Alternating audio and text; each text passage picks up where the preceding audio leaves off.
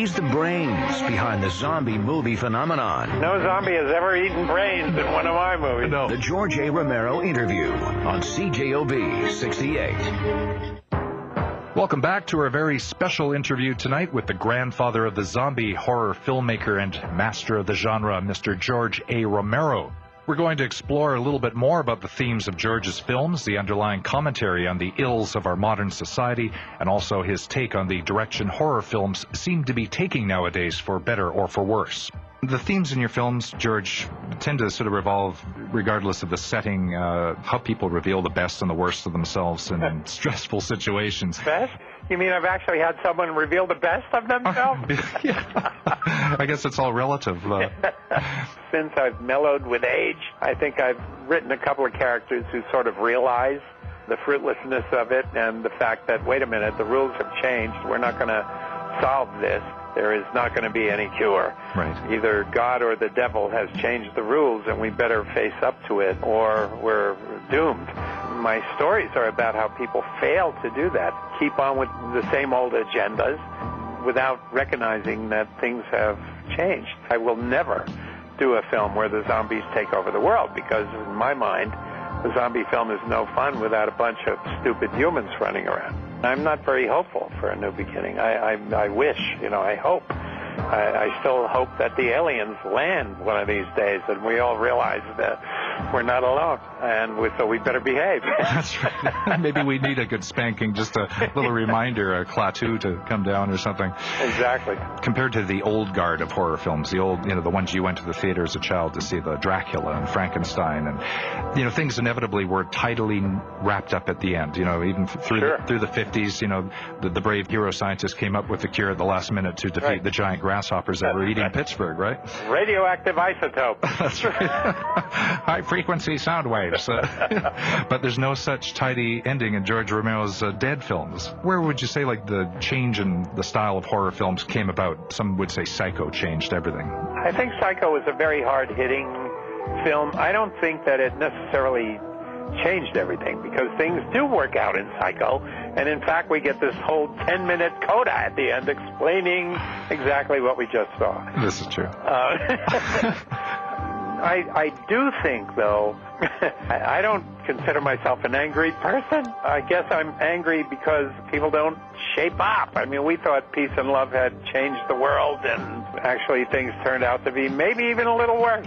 I do think that the big change is the darkness. In other words, you don't wrap it up. I mean, in my mind, you don't wrap it up in nice ribbons and say, okay, it's over now. The reason to do horror, or the reason to do anything apocalyptic, is to upset the apple cart.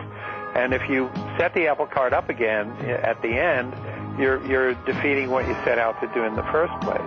Starting with the second film, I said, well, wait a minute, I can enjoy some of my characters and save a couple of these characters, but not without saving the world. In other words, the disaster can go on, the phenomenon can continue. I can have one or two characters escape the immediate danger, but I don't want to have the world set right again. And I think that maybe that's what defines this sort of new age of horror. And unfortunately, I think it's gone maybe too far beyond that. I mean, I don't know, these torture porn films and so forth seem to paint this dreadful picture of, enjoyment out of torture. Or, I don't quite know what that's about. And I don't really see, any sort of a political or satirical message in it. I think it's just darkness.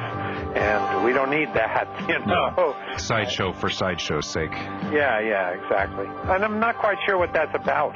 I know that right after 9/11, it was impossible to sell. I had this conceit, because Night of the Living Dead was the 60s, and Dawn was 70s, Day of the Dead was 80s, and I really wanted to do something in the 90s. And I just sort of got sidetracked and couldn't make it happen, and then 9/11 happened, and nobody wanted any kind of hard-hitting stuff.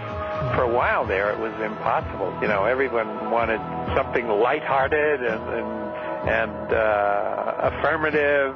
It's funny how that stuff happens. I don't know. I also think that, basically in the United States, I think unfortunately it's controlled basically by the industry. It's just like everything else, Government is controlled probably by industry to a great extent.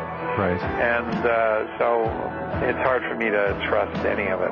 It's a bureaucracy largely controlled by the studios. If you have a studio finance film, it's going to be treated much more leniently than a little maverick like me.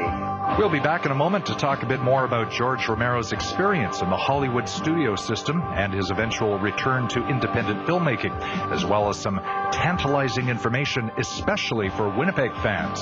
Stay tuned.